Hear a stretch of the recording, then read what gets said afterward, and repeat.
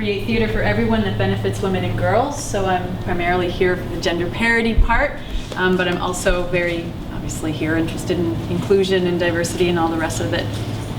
What I want out of this is similar to what some people said at the beginning, is there's power in numbers.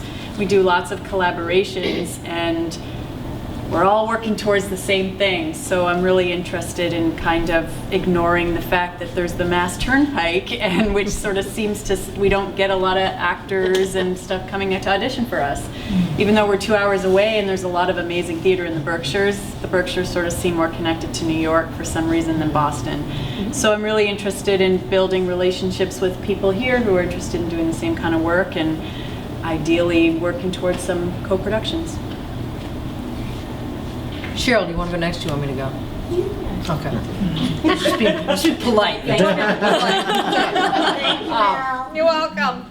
Hi, everybody. I'm Mal. I'm a theater artist, and I'm also a co-founder of Queer Soup Theater. We've been around about 10 years, and we tell queer stories. We create and develop our own queer stories and one of the reasons we created this theater is we felt like there weren't enough queer stories out in the world, and so we decided we needed to do something about that.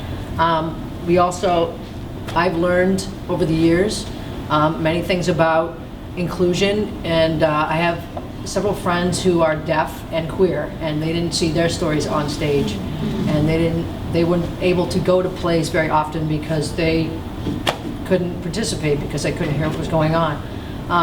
So we learned that we needed to provide ways for them to come to our plays, so we started working with ASL interpreters and things like that, and that was something we learned. And it was an incredible experience because we'd be on stage performing something, and the interpreters would be next to us, and they were performing too, and we were creating this whole, we'd be doing the same play, but it would be a different story because they were on stage with us, and the magic of that just made me want to be more aware of, like, how can we include more and more people. So that's kind of why I'm here. Awesome. Hi everyone, my name is Amrita Ramanan, and I am a producer in residence at Double Edge Theater in Ashfield, Massachusetts. I just joined 3 weeks ago, so I'm a very new member to the Massachusetts theater community and very excited to be part of this wonderful community, and moved from Washington, D.C., where I was at Arena Stage.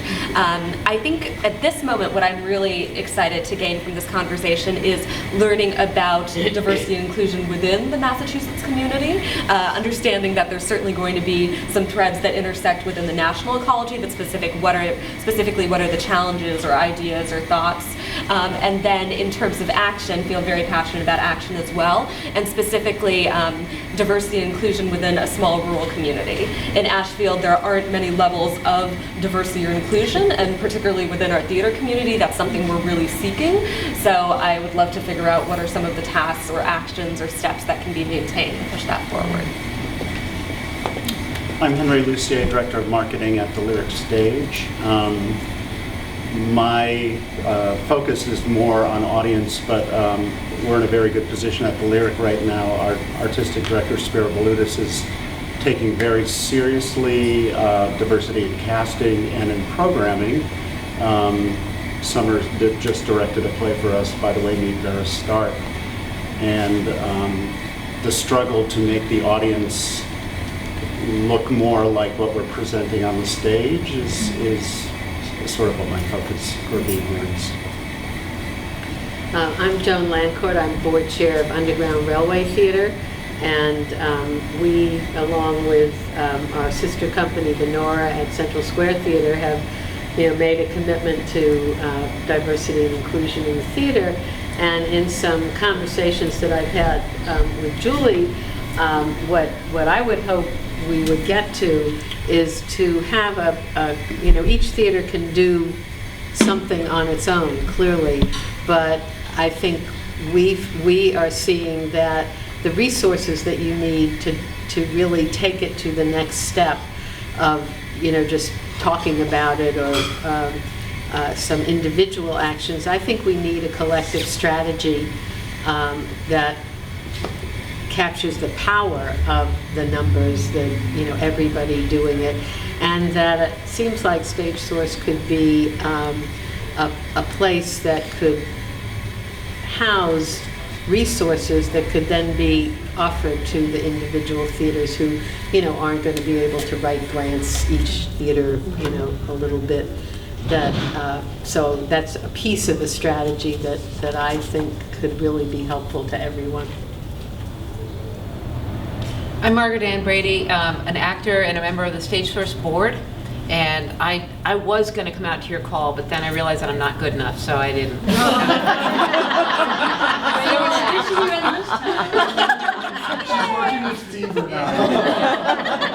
There was something, but we emailed. We did. And I was drawn to come to this workshop for several different reasons. I think as a member of the StageSource board and also a long-time member of the Boston theater community, I'm just really interested in this as a place for expansion in Boston theater. I just got finished doing a show at Wheelock, which has just unbelievable commitment to inclusion and diversity. And it was so exciting to work with ASL interpreters who are performing. They were in the show, or they were on stage with us, and so I have no ideas about action or anything like that, but I genuinely enjoy hearing this discussed as opportunity for expansion rather than a problem that we have to fix. Because as an audience member in Boston over the last 30 years, it has been so exciting watching stages get more colorful and more expanded in what it means to be a performer, playwright, director, or even what it means to be a theater. My name is Daniel Kosar. I'm the director of theater at Dean College in Franklin, Massachusetts. And it's a rapidly growing theater program. This year we'll have over 80 theater majors. And diversity and gender is becoming more and more of a situation which we're going to be exploring. And I need to have a better understanding that, first for the casting process, and then further on into the audience. And really looking forward to the adventure.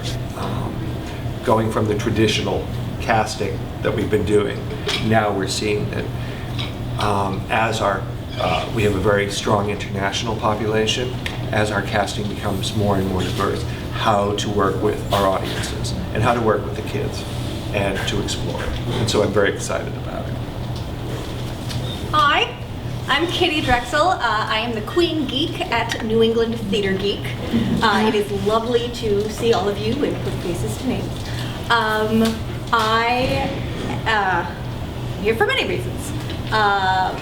But one of the reasons being that my wife actually asked me, please tell me how many brown people are there so we can talk about it later. And I said, okay. And it's really good to see that there are more than just white people here.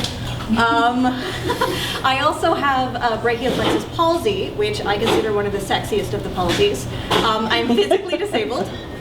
So I feel like I'm representing both the gay community as well as the disabled community. In that it's not just getting people into the seats, it's not just having them on the stage, it's finding ways for everyone to connect with a viewpoint that isn't heteronormative as well as white. And to reach out to a broader audience saying that this is a human experience, not just this experience, and we can all connect to it. Whether you're a white person going to a show set in Asia about Asian people, or you are a person of color going to a show, I don't know, the importance of being earnest, that we can connect on a human level rather than a race. I mean, it's important, it's all important. I'm going to dig myself into a hole. Hi, I'm Adam Kassam. I'm hiding behind the computer right now. I'm actually interested in a couple of things. One is discussing what I would call invisible minorities, or maybe people that like myself or like my friend Sasha, who consider ourselves minorities but may not look it. I'm Arab American, Sasha's Cuban American, but when you look at us, we don't necessarily look like what people think of as minorities. So I think that's interesting. And the other is finding concrete, quantitative ways to encourage leaders in our community to understand that creating a more diverse theatrical experience on all levels is actually good for them. That it can help with, having a diverse board can then help with diverse fundraising or diverse audience development or diverse casting. That it's not just one level, it's a systematic change. And I feel like what we need is less qualitative stories around it and more quantitative evidence, because I feel like some people respond more to numbers than stories. Absolutely. We have a couple of people who joined us. Hi, I'm Anna Fitzloff. I'm the Director of Marketing and Communications here at the ART.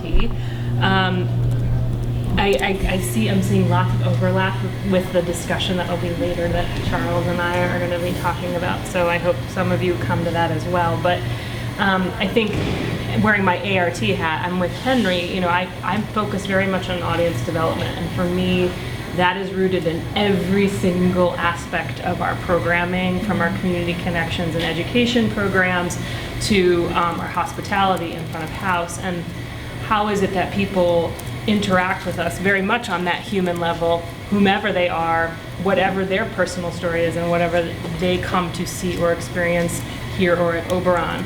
And I think a lot, it's so interesting that the programming does often shift who that audience is, but at the same time, you bring up something really interesting, Adam. I think we learned with Porgy and Bess, specifically while Diane was teaching a course on it, that the next generation of theater goers don't necessarily see the same lines of race and diversity that we see. How do we move that conversation further, faster, and start to broaden our own definitions of this conversation? I think that we have to be in front of that a little bit more as theater artists. We're the creative, as the creative force, how can we be creative in how we're addressing that? I'm Sherri Singleton. I'm a member of the board of StageSource and a performing artist in this community.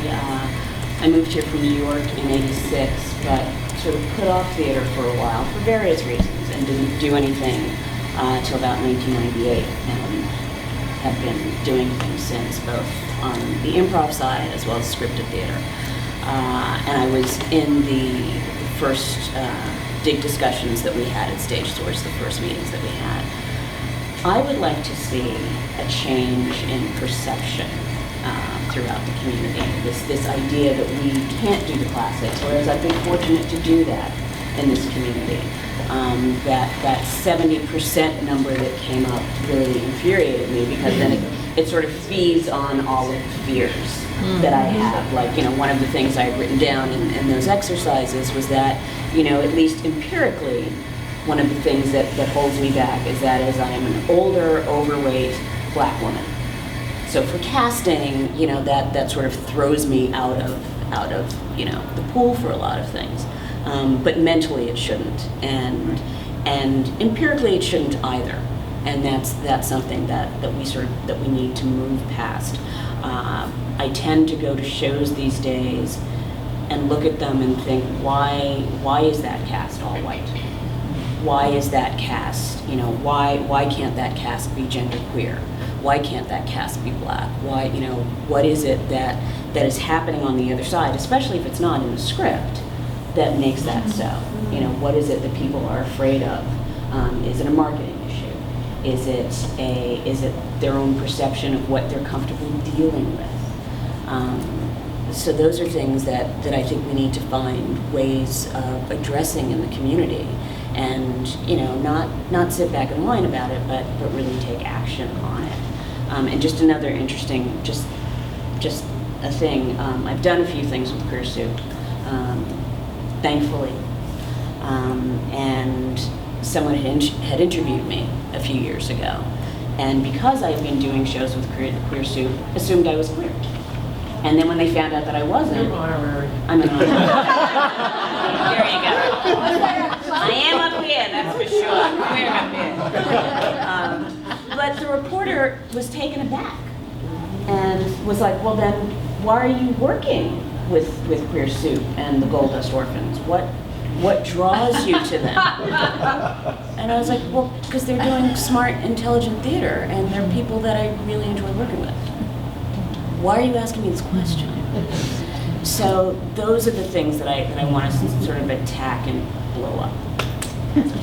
So, thank you for that, and I think it's